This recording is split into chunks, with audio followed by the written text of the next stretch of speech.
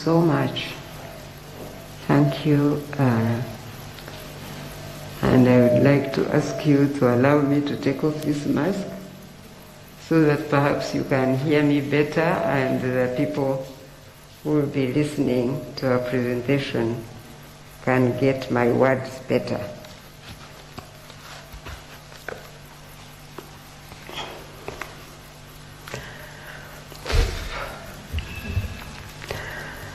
Okay, colleagues, Ministers of State for Education, RPS, Ministry of Education and Sports, and our technical team, the Director, Manifesto Implementation, fellow countrymen and countrywomen, the media fraternity, ladies and gentlemen.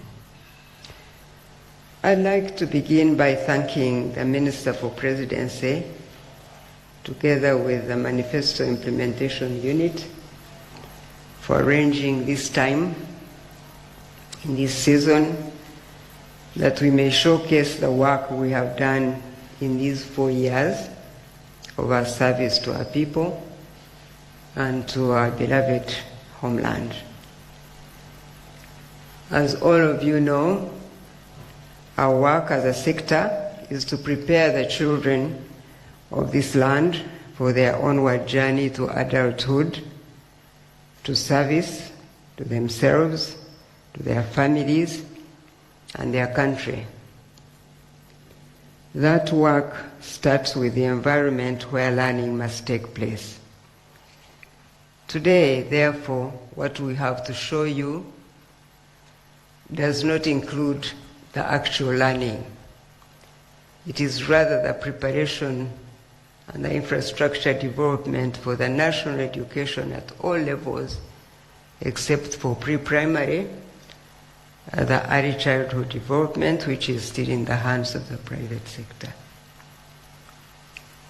I will not forget to say that I count myself blessed for the opportunity of heading this sector, which is supposed to shape the minds of our children, and God knows I pray for all of them to have the mind that pleases God, that they may grow up to know that service to the people is service to God, and that they may strive to please God in everything they do.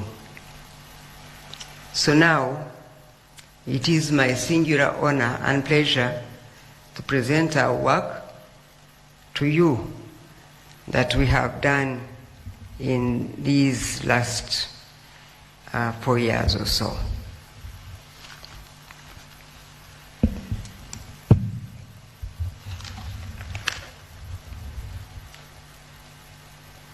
And I trust that somebody is going to show it on the screen.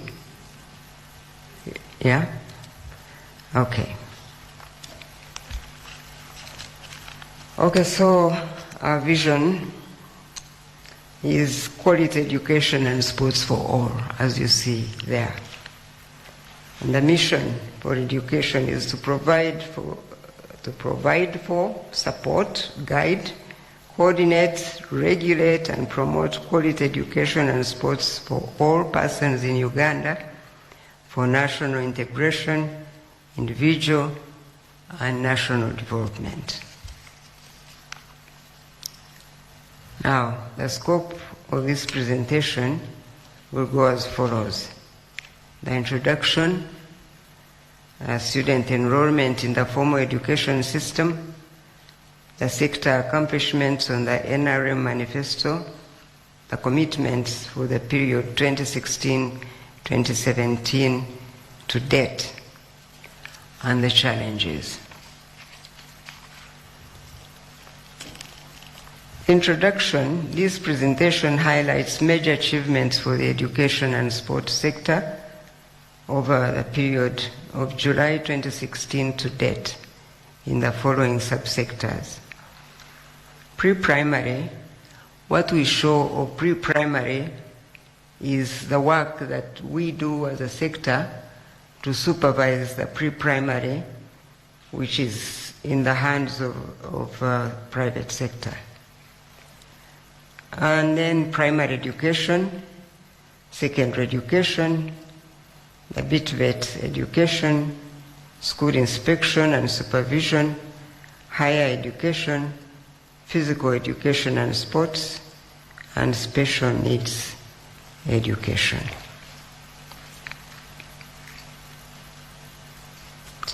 Now you can see the budget we have had in the different years that this program is showing, and I don't have to go into that because it is right there and it's self-explanatory. So we go into pre-primary subsector, and the role of government here is to run, because this is running by private agencies or persons, it provides education to children aged 2 years to 5 years, and the financing of that type of education is a responsibility of the parents and guardians. Government only provides the curriculum and the guidelines on minimum standards for school buildings, equipment and other relevant facilities for pre-primary. It provides the curriculum for teachers, for teacher training for pre-primary teachers, and it ensures the teachers who teach in pre-primary institutions must have the necessary qualifications. And it also causes all pre-primary schools to be licensed, registered, and regularly inspected by government and education inspectors.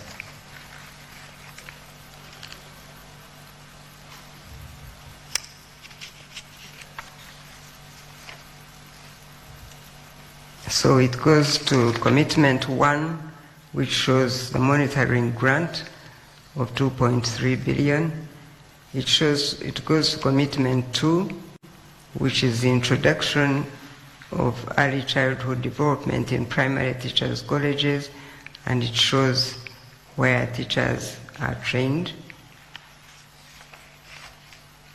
A continuation of commitment 2 shows scaling up of early grade reading methodology, and here we have at least 103 districts that are implementing the early grade reading methodology. This is in primary, 1 to 3.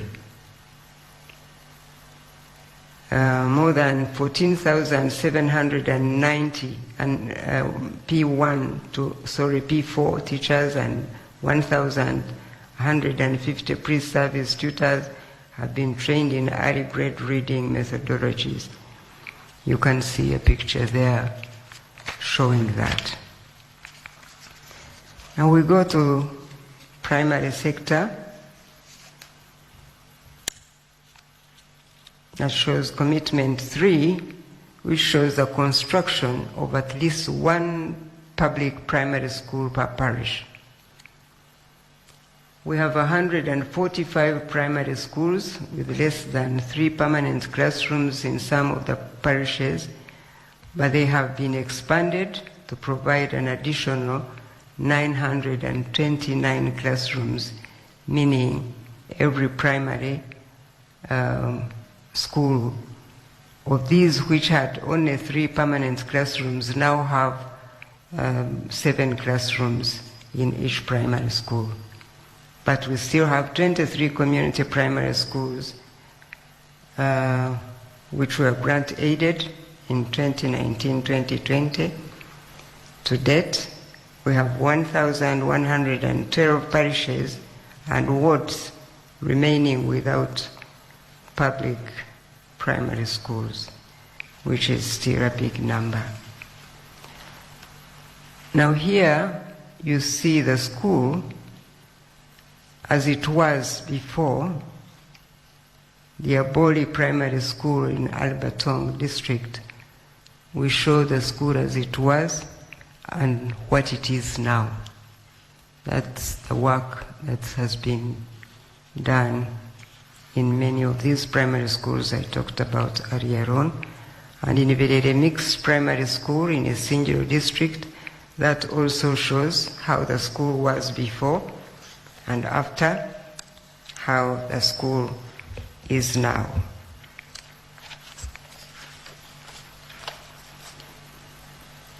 That picture also shows another school which was restored, Kamtungu Primary School in Kabale district. You can see the before and after picture. The following one also is the same in Cheberet Primary School in Kapchorwa district. You see the school below, how it was and how the school stands right now. Mbogo Turubamwe Primary School in Chiruhura district, that also shows the school as it was before and now how it stands. Commitment number 4 shows the construction of teachers' houses. We have 9 semi-detached teachers' houses that were constructed in 9 schools in the hard-to-reach district of Bukwo. 5 semi-detached houses have been constructed at 6 primary teachers' colleges, namely Shimoni PTC, Erepi PTC, Kisoro, Ibanda PTC, Rukunjiri and Ngora PTCs. And the picture that follows show those 9 staff houses which were constructed in 9 primary schools in the hard-to-reach district in Bukwo, but the staff houses follow in the picture which show the staff houses constructed in Karamoja under the Integrated Development and Drylands Project, a project that goes on in Karamoja. That's a 4-unit staff house which was constructed at Nadunget Primary School in Moroto district. This is one of the tutors' houses constructed in Ngora PTC, Kitugum district, and you can see the tutor's house right there. Commitment number 5 shows provision of instructional and scholastic materials to primary schools. So you can see children in a classroom and they show the scholastic materials that they have there. This is the picture shows Katiri Primary School in Kasese district.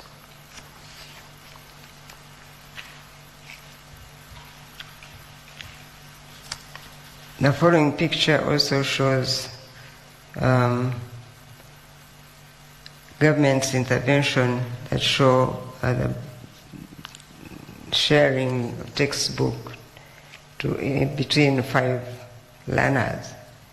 This is the work we are trying to make sure it gets to a pupil with a book per pupil, but we have not got there yet.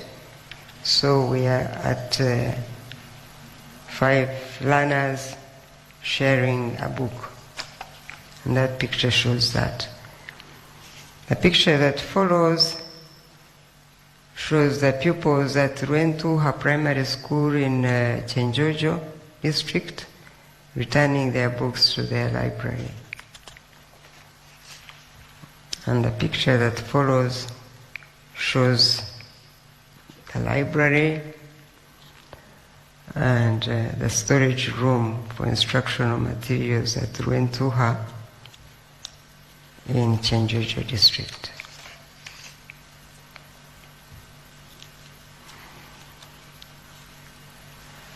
Commitment number 6 talks about enhancement of salaries for primary school teachers. The monthly salary of a primary school teacher has improved by Uganda shillings 119,684 from Uganda shillings 380,000 in 2016 to 684,000 shillings as of May 2020. Commitment number 7 shows the education in Karamoja under the KIDP. That is a dormitory constructed at Moroto High School in Karamoja. The picture that follows shows a continuation of Commitment 7, education still in Karamoja under KIDP. And that is a dormitory constructed at Kamion Primary School, Kabong District, under the education component of KIDP.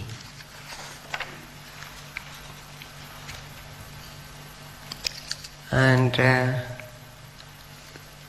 picture that follows also shows the dormitory constructed at Kiru Primary School, Abim, under the Karamoja education component, KIDP.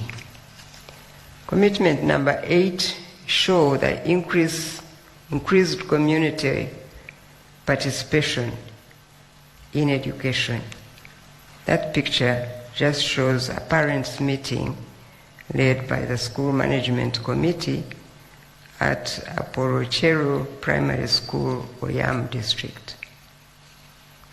This is what we are promoting in education, to have parents participate as much as possible. So from time to time, parents are called for meetings at school so that they can know what is happening in schools.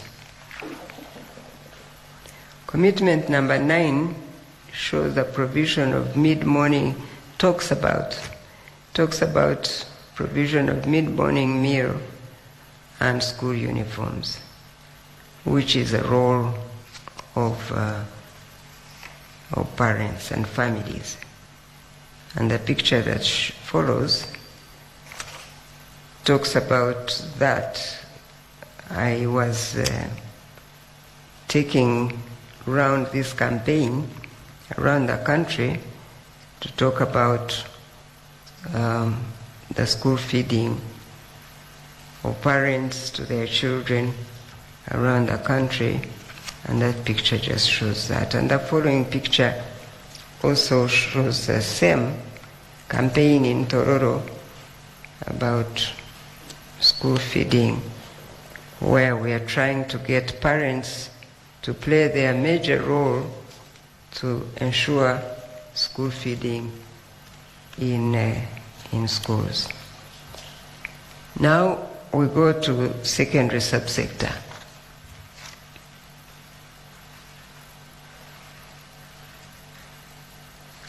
This is commitment number 10. It's provision of a public secondary school per sub-county. We have 182 community secondary schools that have been grant-aided since 2016-2017 to date. 15 seed secondary schools were completed in the last 4 years. Completed meaning they were built.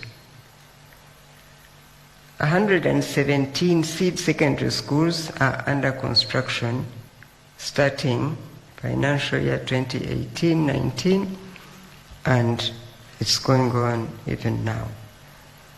But we still have 26 sub-counties, town councils, and divisions without a public secondary school. So the pictures that follow show some of that work.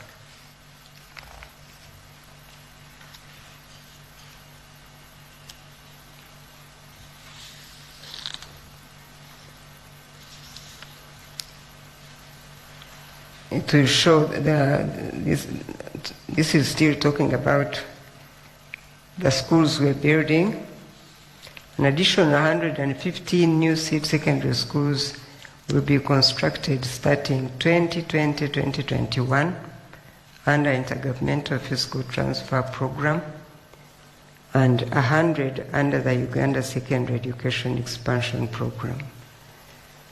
All the seed schools being constructed with effect from 2018-19 have comprehensive and complete infrastructure that include a 400-seater multi-purpose hall, staff houses for 6 teachers, including the head teacher, an ICT lab and a library, 6 classrooms and science labs. Each school have all this contained in the secondary school that are now ongoing. And the picture that follows show some such schools. This is, however, a 2-classroom block constructed at Awara College, Etori in Arua district, one of the 15 seed schools completed. There are 15 schools that have been completed in a different program, and then 115 that we show later, which are still being built. The following picture is an administration block constructed at Nairambi Seed School, Buvuma, and it is also part of the 15 completed. The following picture is two classroom blocks constructed at the same place, Nairambi Seed School, Buvuma. And following is an ICT lab constructed at Bubita Seed School in Bududa, one of the 15 completed.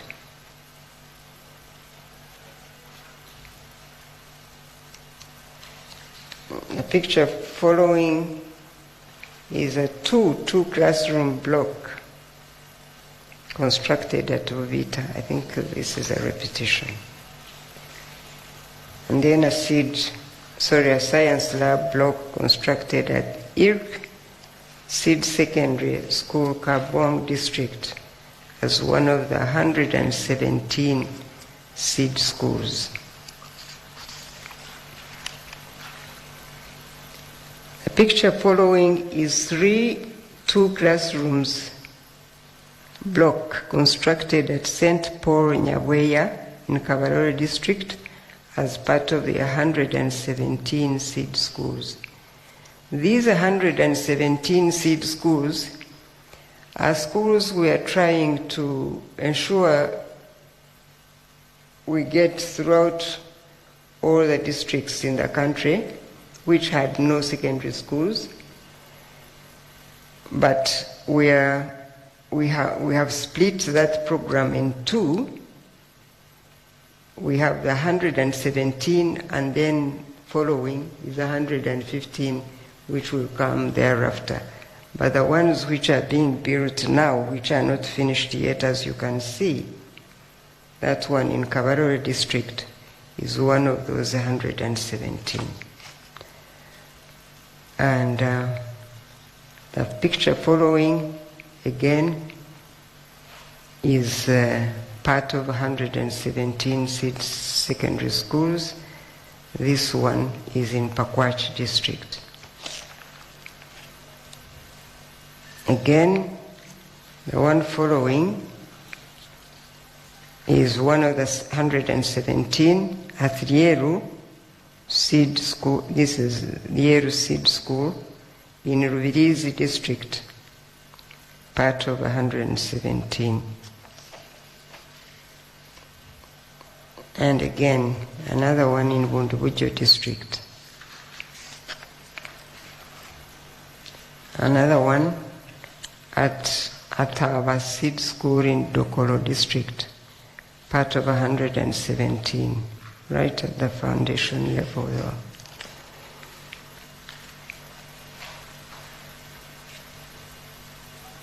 Another one, ICT lab and library block, being built at Chiyombya in Bunyangabo district, again part of 117 seat school. The picture following is also a science lab block constructed at Nyangoma Seed Secondary School, Chotera, part of 117 seed school. The picture following is a staff housing block under construction at Palama Seed Secondary School in Katakwi district. It is also part of 117 seed school.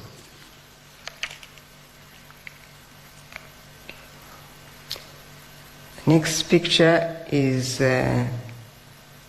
also part of 117 in Ukedea. All these schools are one program, that one I talked about earlier, but we're just showing what is happening in different districts.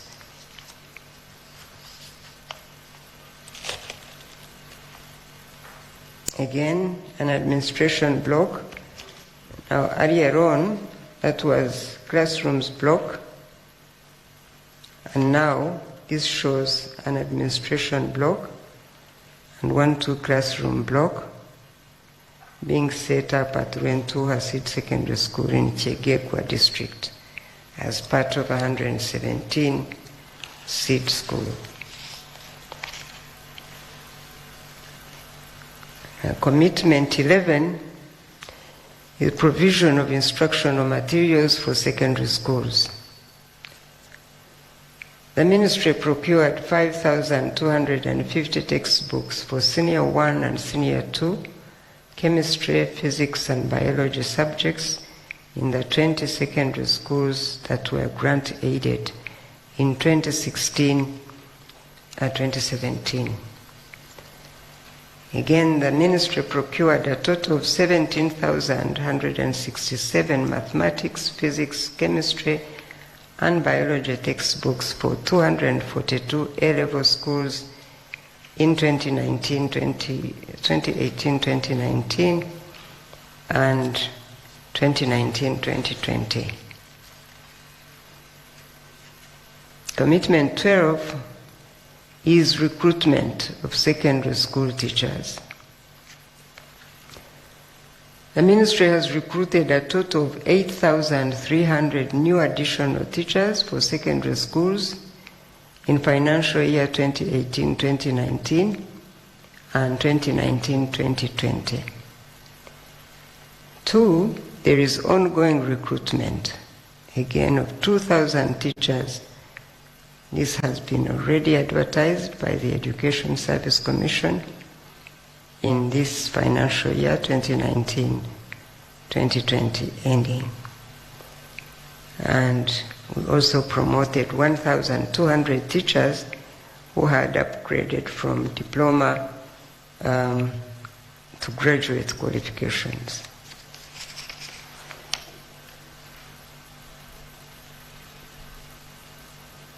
Commitment number 13 show the reforming the lower secondary curriculum and introduction of continuous assessment. I'm sure people heard that we were introducing a new curriculum. It has been rolled out. Subject menu has been reduced from 44 to 21 subjects. Continuous assessment scores will account for 20% of the learner's score, while summative work will account for 80% of the final score at the end of the cycle, O-level national examination. That picture shows a training workshop. Oops. The picture we were looking at was showing a training workshop of 100 facilitators for the rollout of the revised O-level curriculum. That one. So now we go to BTVET subsector.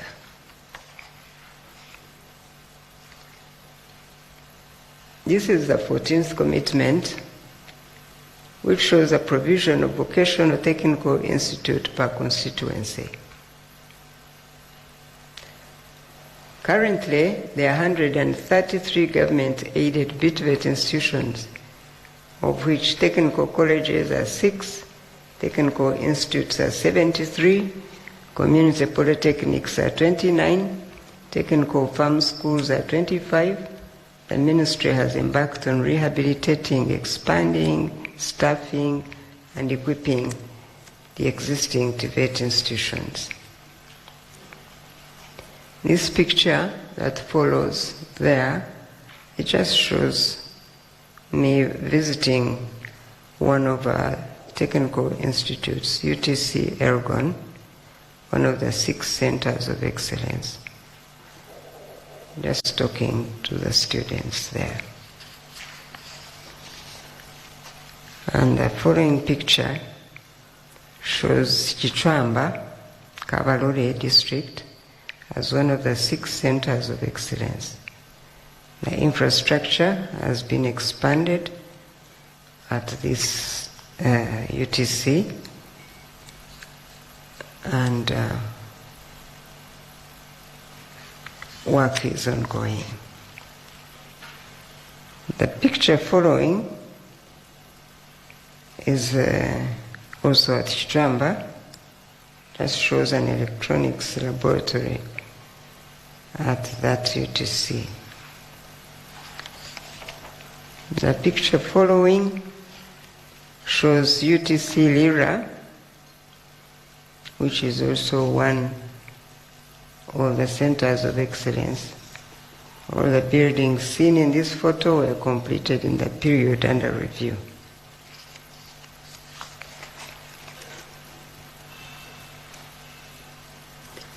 That picture following is still at Lira, UTC, carpentry workshop. The picture following shows infrastructure rehabilitation and expansion, which was completed at 24 technical institutes, such as Ogolai Technical Institute in Amuria district.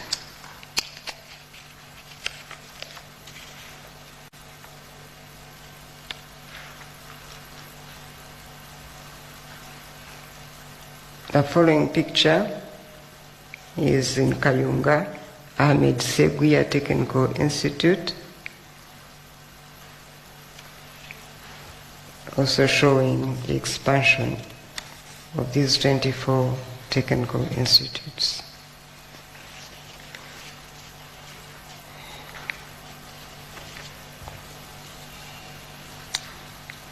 This shows the equipment in these technical institutes. This is an ICT lab at Seguya in Kayunga. A picture following shows the students repairing a vehicle at Buhimba Technical Institute in Chikube. Buhimba is among the 73 technical institutes. The picture following also is a workshop facility recently constructed at St. Simon Piers Vocational Technical College, Hoima. This is among the 73 technical institutes. The picture following is the administration block at Abilionino National Instructors College in Kole district. This is the only TVET institution we have in the country to train in pedagogical skills for those who teach in TVET institutions. Adilonino.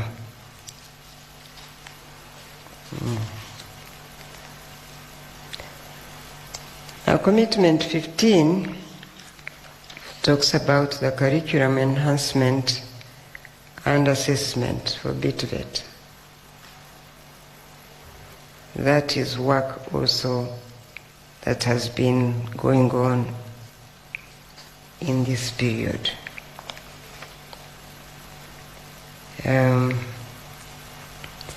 Then follows a picture that shows students in a building workshop in Ruhimba Technical Institute in Chikube.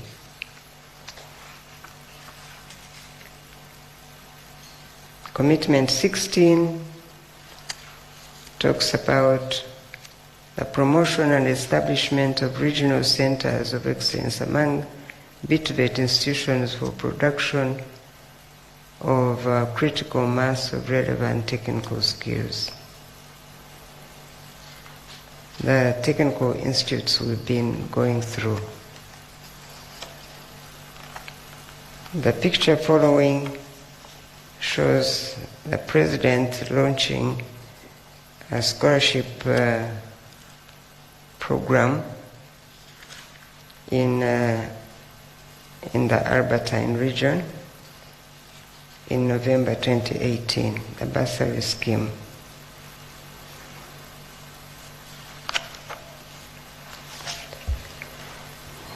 Okay, now we briefly go to inspection and supervision. And it's a commitment 17 that talks about school inspection and setting up a semi-autonomous body to create a semi-autonomous inspection body, which is still waiting the cabinet decision on the rationalization and possible merger of agencies.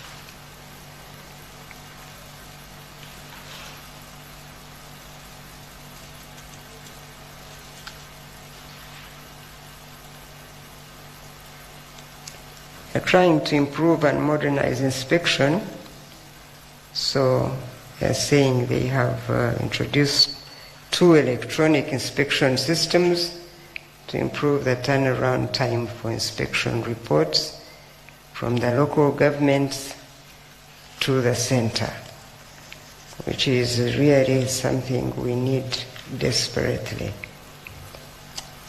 Here is the Directorate of Education Standards launching an electronic inspection system. Now we go to higher education subsector.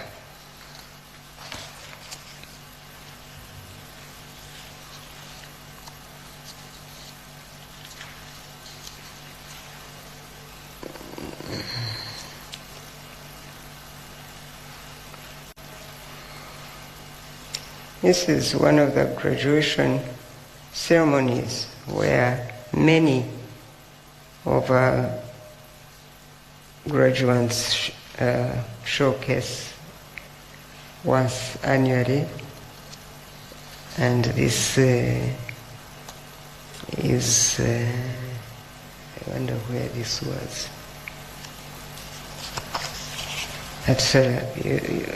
It is commitment 19. We will go to the rehabilitation of public universities. The picture we see there is showing Mbarara University Science and Technology buildings. One of the buildings that are being built at Mbarara University. It was still ongoing, so we were inspecting some of this work in some of these universities, but this was at Mbarara University. And the picture following show a library block shown at Mbarara University at Chihomro campus.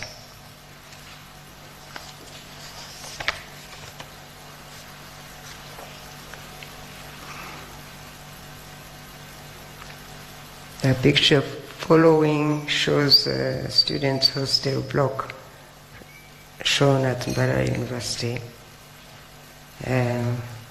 as part of rehabilitation and expansion of 8 public universities. The slide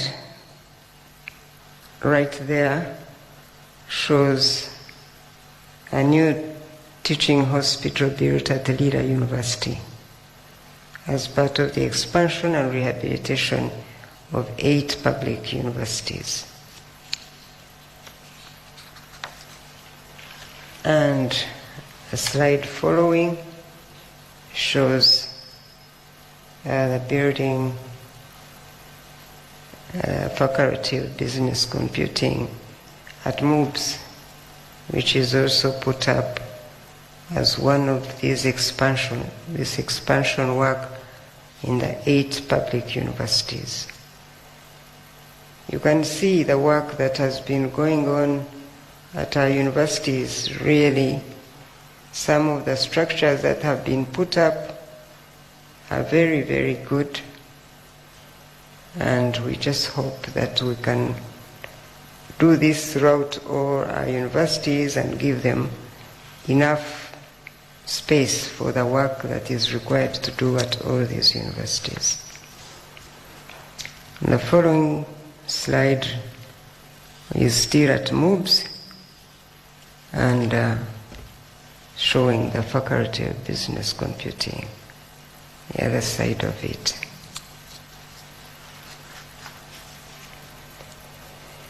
The slide following is Busitema University, the library block, a multi-function block, renovation of one workshop at a new multi-purpose laboratory sited at Nagongera campus. And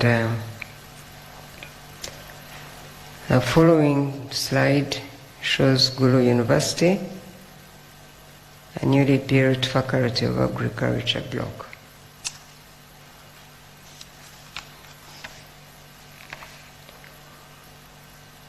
The new slide coming up is the new additional facility also established at Gulu University.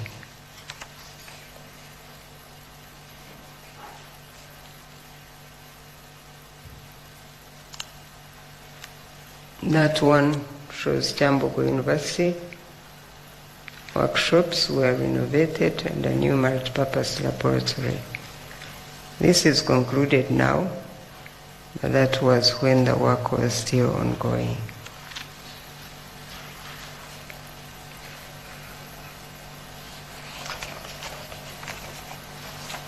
The slide that follows is a centralized teaching facility that was also built at Kyambogo University as part of the rehabilitation and expansion of the 8 public universities.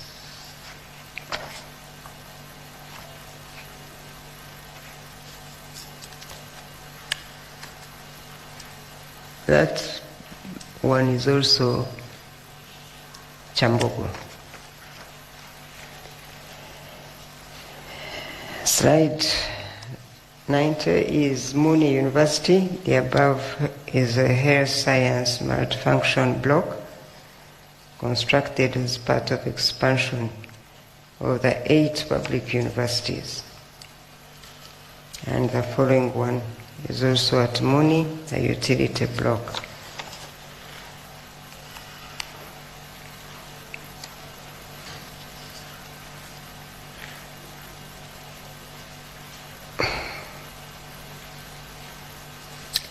The slide following shows Uganda Management Institute, a government completed block, lecture block. And the slide coming up is Makerere University, 2 central teaching facilities, a laboratory and incubation center for dairy value chain. They were also built in addition to renovation of 8 laboratories as part of the expansion of 8 public universities. And you can see a lecture theatre right there at Makerere University as part of that expansion program.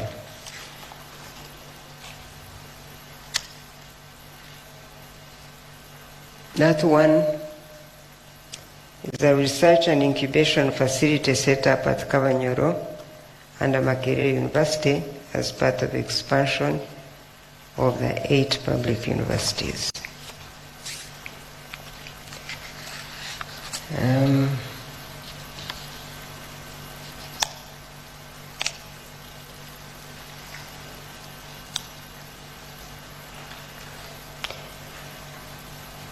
That one is at MOOPS,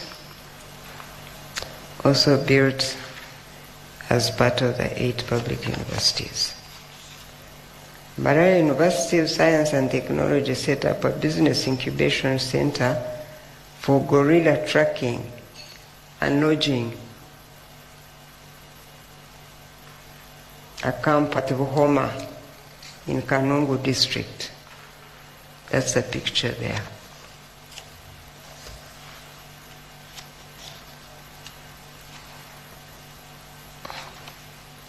Other business innovations include Makerere University Dairy Value Chain, Gulu University Cassava Processing Cottage, Moni University and IT Research Lab, Uganda Management Institute, a management consultancy, and Sitema University Technology and Business and Innovation Workshop. And Commitment 21 shows Soroti University, which has just been established, and its first intake was in 2019.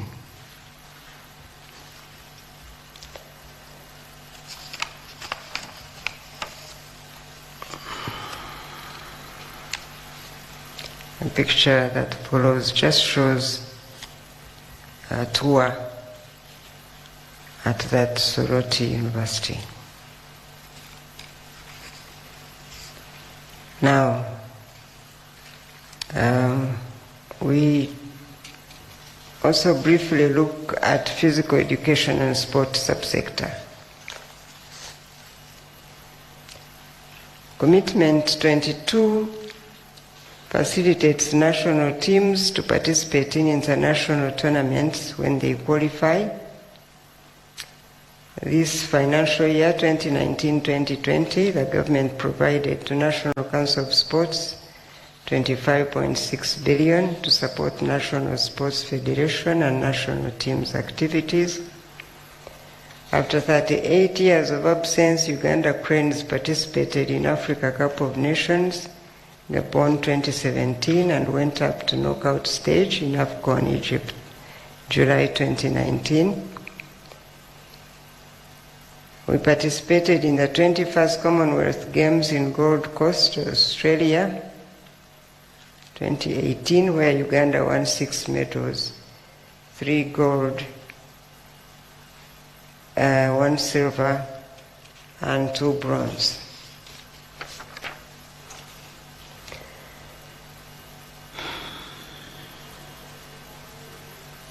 Uganda emerged African netball champions 2017-2018 and World University Netball champions.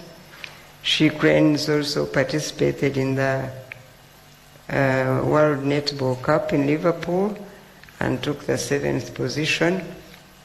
The She Cranes is now 6th in the World Netball ranking. Both women Gazelles and men Silverbacks basketball national teams qualified for the first time for the Africa Basketball Championships in 2016. Gold medals were won by David Emong in the men's 1,500 meters, World Paralympics in London 2019, and by Joshua Kiprui Cheptegei at the 2019 World Cross Country Championships in Denmark, where he clocked 31 minutes 40 seconds around a 10.2 kilometer long course. So that picture shows the she cranes being flagged off 2019 World Cup England. And the minister is having time with some of the leaders of sports subsector right there. And the picture following shows Uganda Cranes players celebrating a goal at the African Cup of Nations 2019. The slide following shows Joshua Cheptegei, the 2019 World Cross Country Championships in Denmark. And then that talks about that commitment, 23rd, the construction of sports facilities. The construction of the National High Altitude Training Center, which we would like to show you a slide, and it's the following slide. The 3.2 kilometer jogging track under construction at the National High Altitude Training Center, Teriet Kapchorwa. That's the slide right there. And the following one also shows the interior of the hostel block under construction at the National High Altitude Training Center in Kapchorwa. That work is still ongoing, it's not concluded yet.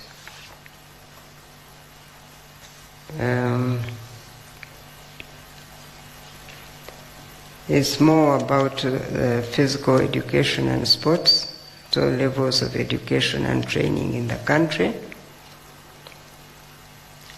I'm sure you can read it yourselves.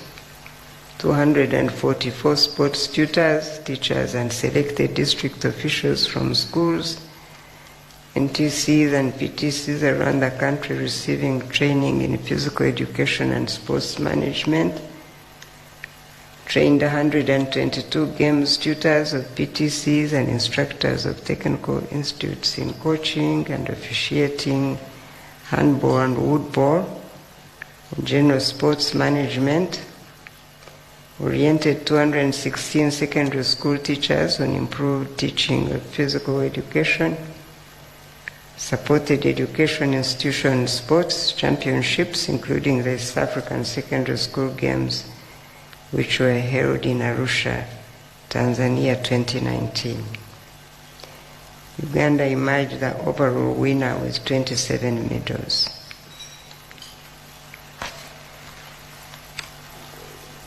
And the slide following just shows basketball court constructed in Gombe SS, Gombe district, one of the 32 sports schools. And there are a number of names of schools there that do basketball. Now the last one is Commitment 25, revamping institutions for persons with disabilities.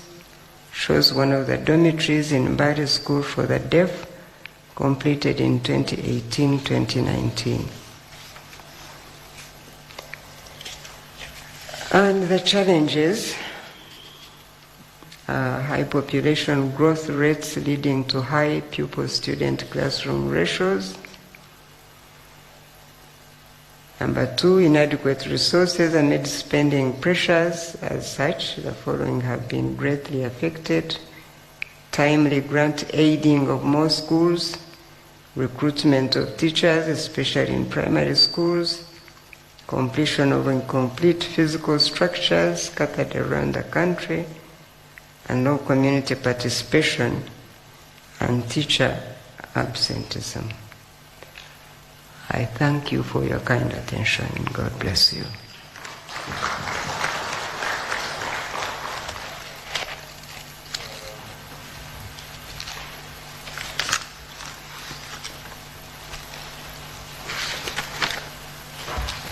Ma'am, I want to say that I don't think that applause really matches the kind of results that have been brought to the attention of this country. I know you are the implementing sector. I don't want to say you are blowing your own trumpet, but allow me to request you to clap for yourselves for this kind of Honorable Minister and your colleagues, PS and the technical team, I am here also to, much as we are responsible for monitoring the progress, Honorable Minister, I am here also to act as a witness to the whole country that has been listening and watching to this program. Maybe I didn't introduce my small team that I came with, which is seated in this line, Honorable Minister. I want to say that we have moved the whole of this country, and I want to assure Ugandans that all the projects, as you have said, where they are, they do exist. And the progress is going on. I want to say that there has been a lot that has been done. Maybe on our part as government we have not communicated to make sure that our citizens are informed about what is happening. And we have given this opportunity to the detractors of government to come up and say government has done nothing. And for us, we believe that this manifesto week is part of the wider government effort to promote good governance by being responsive, to make sure that all the time our citizens are updated and are informed of what is going on. This sector, Honorable Minister, it is also true that you have one of the many commitments in our social contract. And the way you have moved, I know it has not been an easy journey, but we want to thank you and the sector for making Uganda proud from the results that we have listened to this afternoon. My colleagues from the media fraternity, I hope you will be able to pick these facts as they are and continue to disseminate to the citizens and the rest of all interested parties on where we are going as a country, so that Ugandans can be able to appreciate and also know that the trust that was given to the current leadership is worth it, because we have moved very well on as far as living to the expectations of the citizens are concerned. Honorable Minister, after your presentation, like I said, next on the agenda will be a Q&A session, but allow me to make one or two observations from the monitoring perspective. First of all, I want to repeat myself and say all the projects, as you have mentioned them across the country, they do exist. They are on. I want to go on record.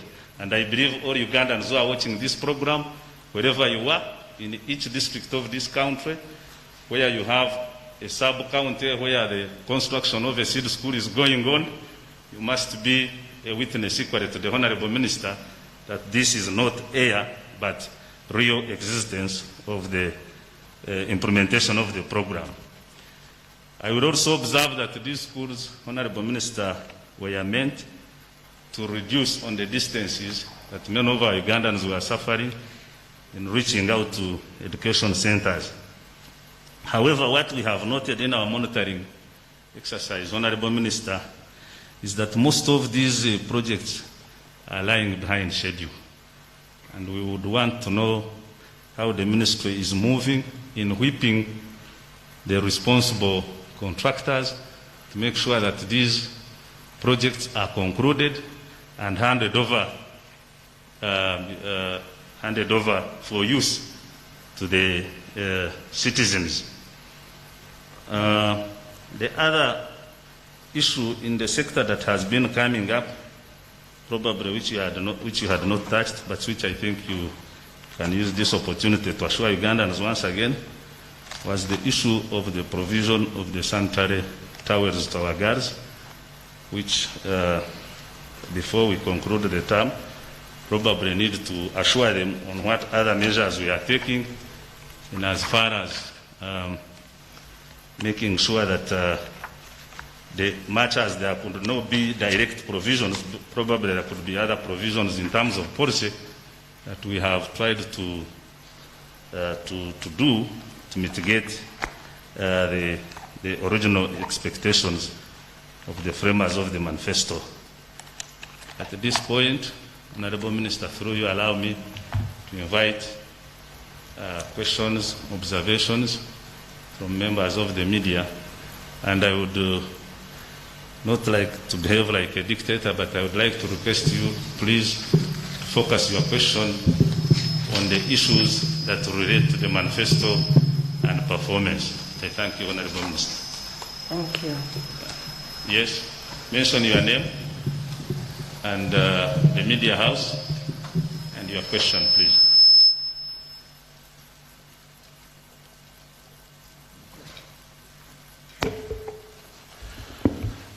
My name is Conan Usinge, Education at a New Vision. Thank you for the opportunity. Thank you, Mama, for the presentation, and it's a complete wrap-up of the entire sector for the issues we've been covering almost the last 5 years, close to 5 years of the term of office for this NRM manifesto. Allow me ask, I've been reading a number of budget performance, the annual performance reviews for the budget. The education sector has done tremendously well because the ratings are always between 75, 78% to almost 89 to 90%. But then how does that factor into the commitments that you gave as a government when you took over after the re-election, which constitutes this manifesto? In your rating, what would be the percentage rating of the performance of the sector, if that can be quantified? Kindly, if possible. Secondly, Mama, the other question is in regard to the status of international schools in the country. There seems to be a growing number of students that are joining the country on international schooling or international schools, and that seems to be on a growing trend, which is a positive trend, and we do appreciate the commitment of the ministry. What is the real status of international schools in the country? And I'm asking this for one reason of something which the director is asking us to avoid streaming into, and I will avoid going there. But the reality is that currently you have international schools which are even operating currently, even amidst COVID. And for them, they say they still can operate, they can still charge fees, and they can still teach online. How does that factor into the manifesto for NRM in regard to this manifesto week? Lastly, Mama, I know people who are watching you today all over the country. They have less than 2 weeks to have the final students in the candidate classes going back to school. And I will still beg to still keep in line with what he said, and I will not get deep into that, but Mama would ask, is it possible for us to be able to determine when you come back to address the nation on the standard operating procedures for the country in regard to the sector when the kids are going back to school, especially those in candidate classes? I know parents who are watching you today, they must be wondering when you'll be addressing them in regard to the SOPs before their kids go back to school. Thank you so much. Thank you. I think you have overstepped your mandate, but since Mama has already listened and she didn't complain, I will take it on surface value. Next, please be mindful that let's focus on the achievements as have been put forward. If there are any gaps and you feel the sector could have performed otherwise, please have the floor. Thank you. My name is Franklin Draco from Daily Monitor. A couple of questions. First of all, I would like to say thank you for the positive achievements you have made over the last 4 years. However, there are a few gray areas I've noticed. One, when you look at the enrollment from pre-primary to primary, there's a positive trend. Then the transition from primary to secondary, there's a drop of about 9 million. Then the enrollment in degree awarding institutions has declined from 186,000 to 125. And when you combine both other tertiary institutions and the degree awarding institutions, you will realize that 1.6 million students are unaccounted for. The question is, where are these students? Right from primary to secondary, about 9 million are unaccounted for. Then from secondary to tertiary institutions, about 1.6 million students are unaccounted for. Does the ministry have a tracer program where you trace where these students are and possibly design a program that will cater for them if they cannot fit in formal education system? That's the first question. Then secondly, you talked about the provision of instruction materials and learning materials in schools. When you go to so many schools, particularly in rural areas, you will get that storage of these facilities is still a big challenge. You get pupils, the books for pupils are there, but they are locked in head teachers' offices and rotting away there. And pupils do not have libraries where they can access these facilities to read them. What is the plan going forward? And then the next question is, we know Uganda is the largest refugee hosting country in Africa. The manifesto came in, the refugees were not factored at the time. But I think last year or the other year, there was integrated refugee management plan for both ministries of education and health. What has been the progress of implementation of that program, and what is the impact of refugee influx in Uganda on the provision of education to both refugees and non-refugees in the country? I think that one marks your last one. Let's give others a chance. Thank you. Welcome. Next.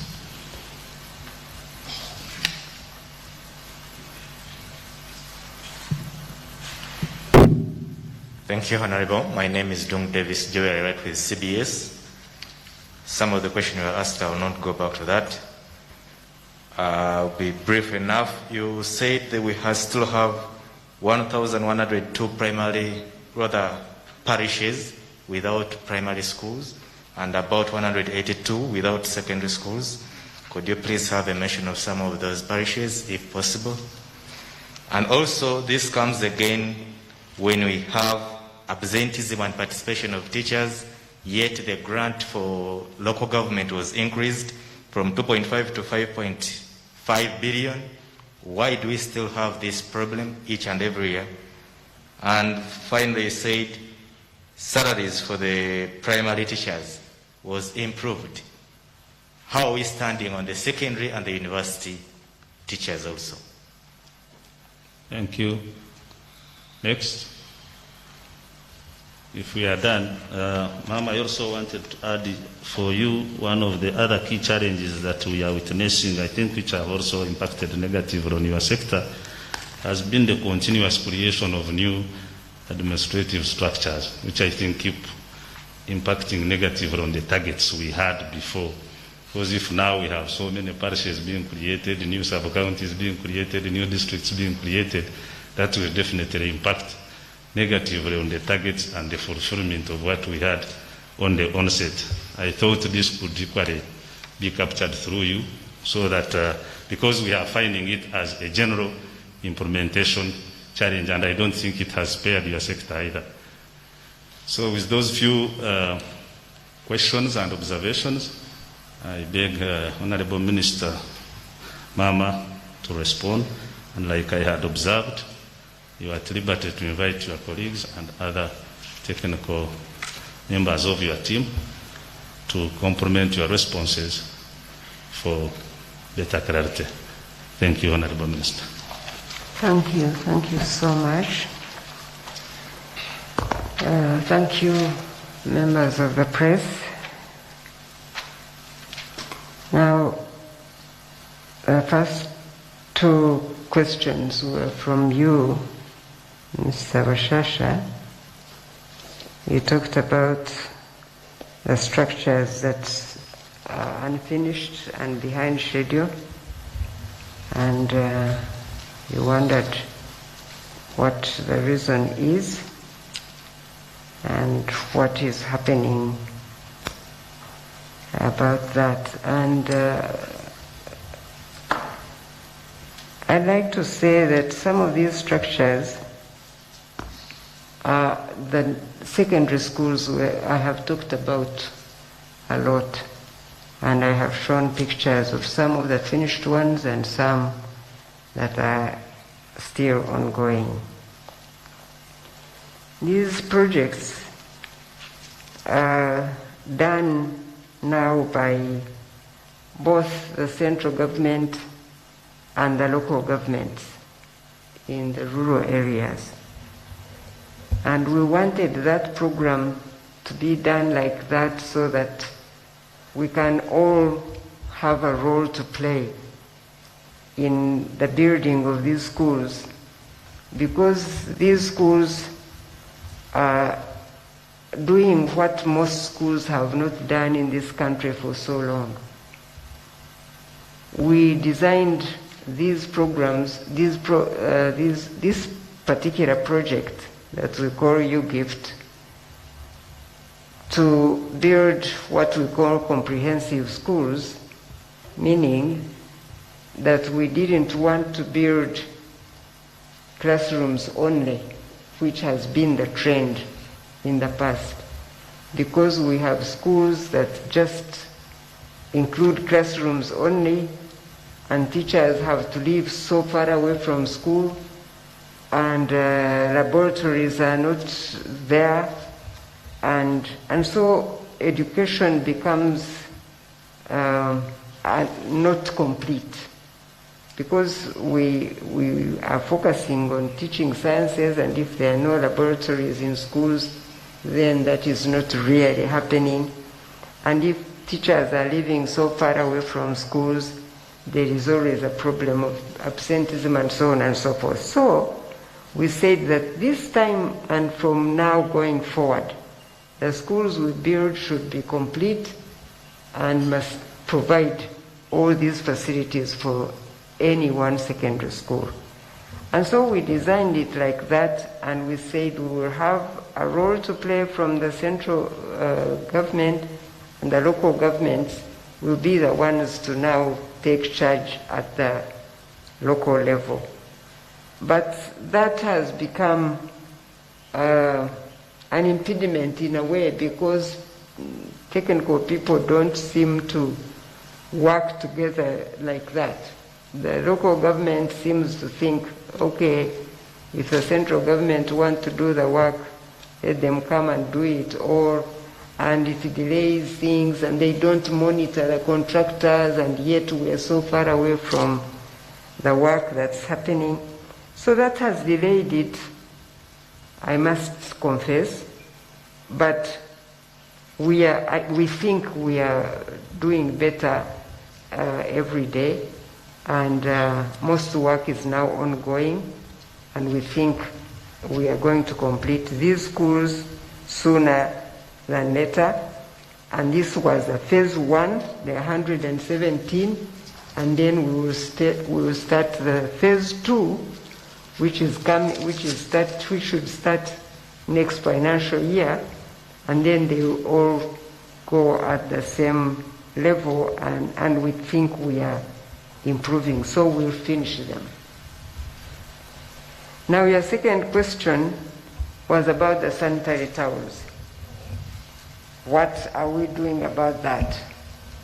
This also has been a problem, because we thought that we wanted to have a way that will provide sanitary towels to our children that really would be dependable and would be affordable and for government, but also provide safe and healthy sanitary towels to our children.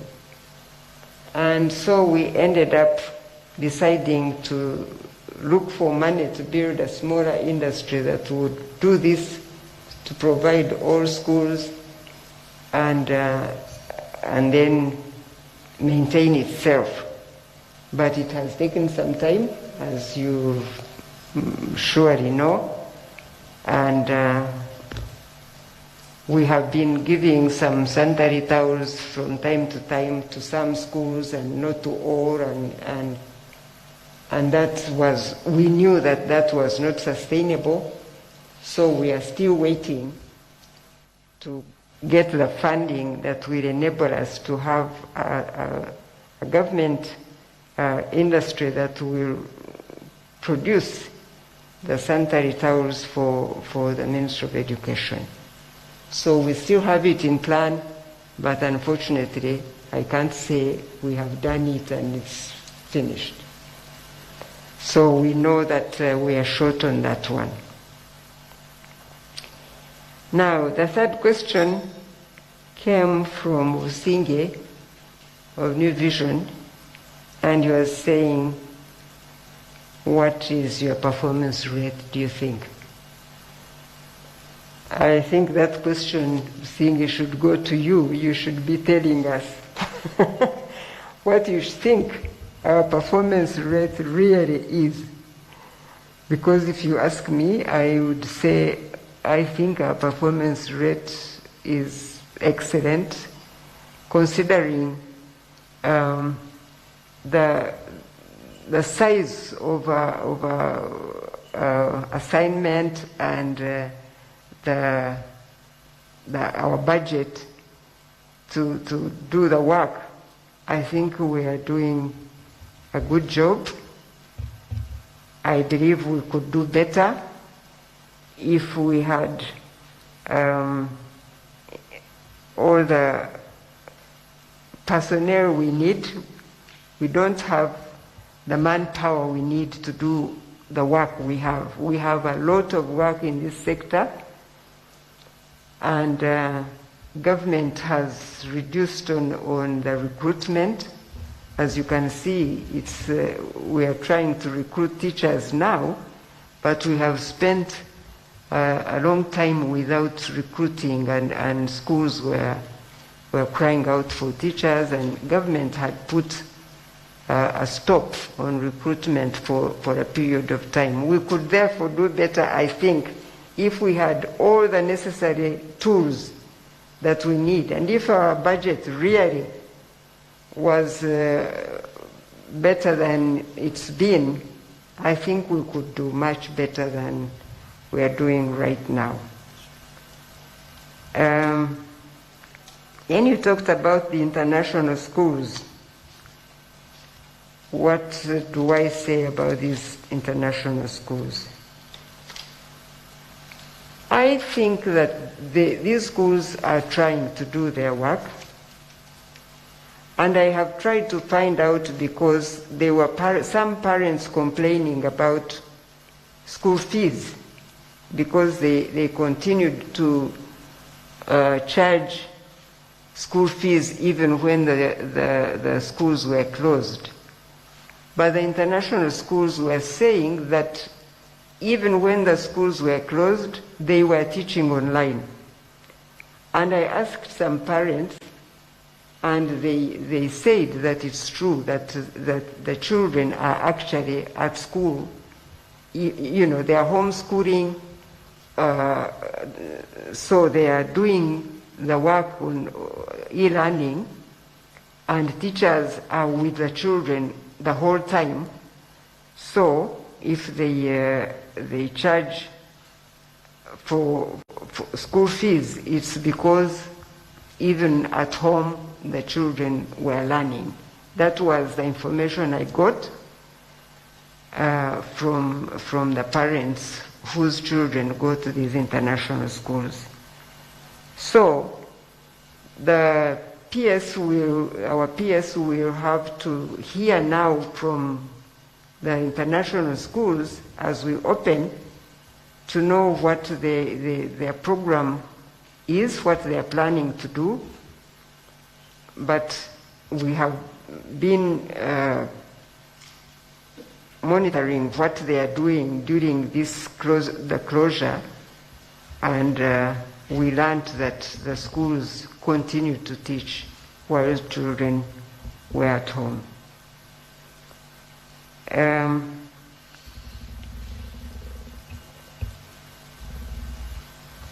And then the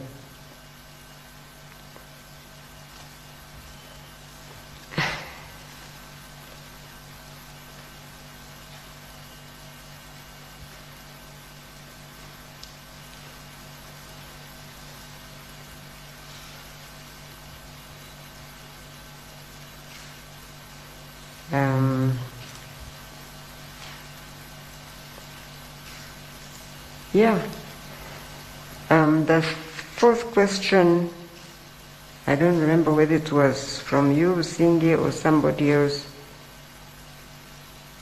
No, the fifth. Somebody asked, when am I going to address the parents about schools opening?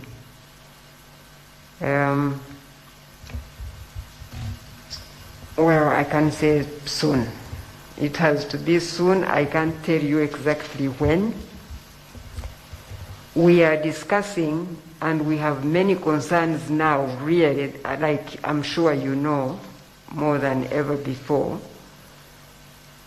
Before these children go back to school, we need to have all the answers ourselves so that we can guide the schools. And so we are having meetings internally in the sector, and we're brainstorming on these, and we would like even to hear from parents themselves. I have seen a letter that somebody put in the social media and claimed it was me, even put my name there. I thought really Ugandans are incredible, because how can they even put my name there? But I could see this person took a lot of time and tried to give their opinion about when schools should open, or if they should open at all, or what children should do or not do, or what parents should give up, and so on and so forth. I want to say to you, the media, please inform the public that that letter in the social media was not from me, because there is no way I can bring up other ideas from what the president said when I'm part of government. Because when the president addresses the nation, he primarily discusses what he says with the government, with cabinet, and everybody agrees with what the president announces. Now, how can I then step back and say something different and say children shouldn't go to school, this term should be considered, this year should be dead, and so on and so forth? That's not true.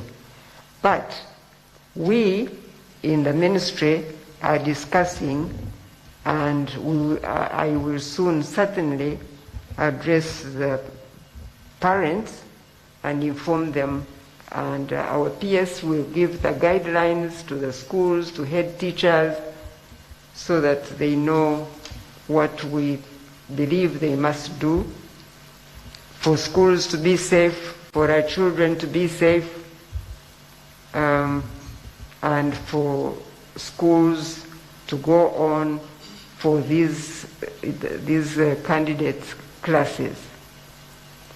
But I'm sorry, I can't tell you exactly when.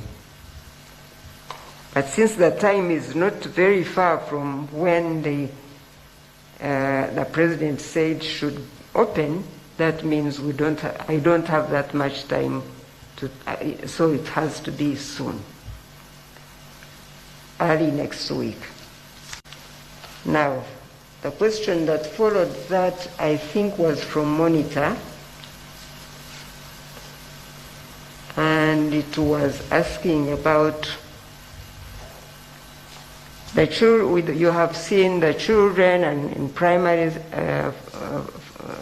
schools, and from primary to secondary, some numbers drop out, and then from secondary to universities and tertiary, the numbers are lost even more. Do we trace these numbers? That was your question, right? Yes, we have given ourselves that assignment to track the children really, because that question keeps coming up. I know, and we are concerned too. But we also now know that we have the technical education that people don't consider as education. And many of the children that go from primary and don't want to continue with secondary, some of them do go to technical education. And initially, technical education was looked down upon, and it was not popular, but we've now been talking about it in this season, in this time, and it's picking up, and we see that every year the numbers in technical education become more and more, but we have not been able to say the numbers that go to technical education are this much, and therefore they are the numbers that seem to be lost from primary or from secondary before university or tertiary education. Nonetheless, we have said we must track these numbers and be able to inform the public and inform ourselves so that we don't remain unsure about these dropouts. That's what I can say to you for now. The other question was storage facilities. Is that right? Yeah, storage facilities. Perhaps I ask somebody to help me with this one. PS, would you be able to pitch in here? Please.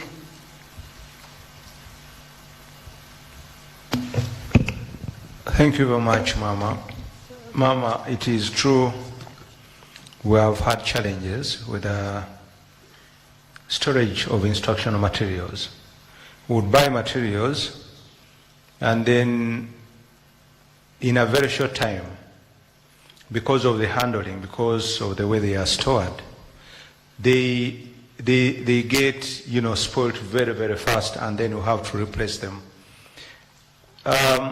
Mama and the honourable ministers, the ministry now started buying storage facilities, or insisting that before we give instructional materials to the local governments, they must be storage facilities. So we started preparation, contracting people to supply metallic boxes for storage of instructional materials. And Mama, you may have noted that in under the Youth Safe project, which is being concluded, that was one of the items. But even after it has ended, this financial year, we have bought a number of a number of metallic boxes we are distributing, and we are also planning to add a few next year. So, Mama, we have started now providing storage facilities, but we are also going to request that district local governments, now that the transfers we are making to district local governments are improving, we are going to request that as the central government provides instructional materials, we must find storage facilities. And Mama, in one of your clips here, which you showed,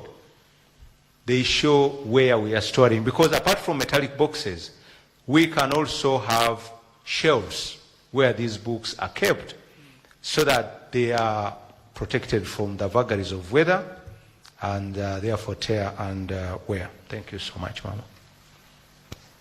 Thank you.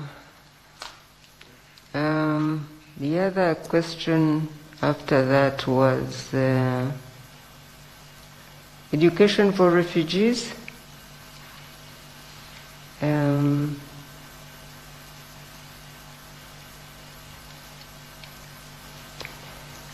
Education for refugees, we think we've done a good job with that also, really. We wrote out a program for refugees in Uganda, in all the districts where we have refugees. We had to build more classrooms and provide teachers for those areas, both for refugees and refugee hosting communities. And we have had support from some international groups to support the education for refugees. We have had to bring in teachers from the refugee groups to help to translate education for those refugees. And so we think that the program we are doing with the refugees in Uganda is the best we can, considering the numbers and the challenges with teachers indeed. But we brought in these teachers to help from their own communities, and we train them where they are not competent, and we work with them. And our local governments continue to monitor our projects. But I know I have visited at least a district or two to monitor exactly this program of refugees. And I was rather pleased to see what we are doing. But we continue to monitor it and to see how we progress. But I'm sorry actually that we didn't bring it up to show in the work we are doing. But we have done a lot of work there, and the buildings we have put up, and the water, and a lot of work that we have done in those areas. I can honestly say that the program of education for refugees in Uganda is a good program. Now, somebody asked about the parishes that do not have schools, and asked whether I can mention the parishes by name. I think that was not fair. I cannot mention the parishes by name, but have you got them, PS? Could you read them for him? Mama, the list is here. We have so many of them. Some are not even easy to pronounce. But we have the district, we have Dokolo. We have a sub-county or division called Otango Singe. We have Atero, Adiedo, Arot, Kayago, Awir, Te Ibu, Ayera, Dam, Adoko, Borodong, Owang, Oyo. So, Mama, we have them really. And they are in Dokolo. We have Kole. In Kole, we have Okoro. We have Lira, Erute North. We have Baroganda, Alwala, Okoyo. Lira Municipality, we have Akoyo, Chirombe, Lango Central, etc. In Otuke, we have Atira. Amuria, we have Eastern Ward. We have Okutoi. We have Omuchu. Okay. Yes. I don't know whether the young man would want to see a list, but you can see the list is here. Mama, we can provide this list if someone But wants I it. wanted to also inform him that we know the schools, the parishes where we have no schools so far. And sometimes when we have to provide a school in a community where government has no school, we take on the community schools. And I trust that there are community schools in those parishes, but we need to build a government school. And so the building of the schools is continuing until we have covered all the parishes and all the sub-counties with secondary schools. But for any reason, should you want to know exactly where the parishes are, you can see we have a list, but I couldn't just tell you off cuff those parishes. But I want you to know, just for the record's sake, that the building, both for primary schools and for secondary schools, is continuing.